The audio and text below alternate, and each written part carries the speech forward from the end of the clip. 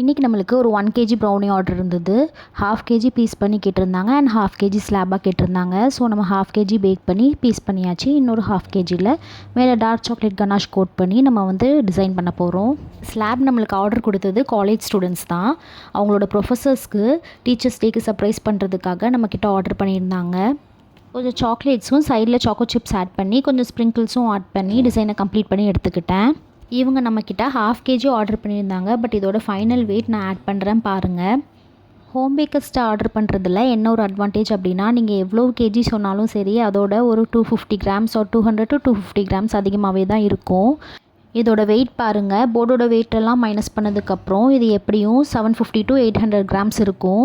Happy teachers day டாப்பரும் வச்சு நம்ம வந்து ப்ரௌனியை டெக்கரேட் பண்ணி எடுத்துக்கிட்டோம். அண்ட் மிச்சம் உள்ள ப்ரௌனிஸையும் பீஸ் பண்ணி பேக் பண்ணி எடுத்தாச்சு.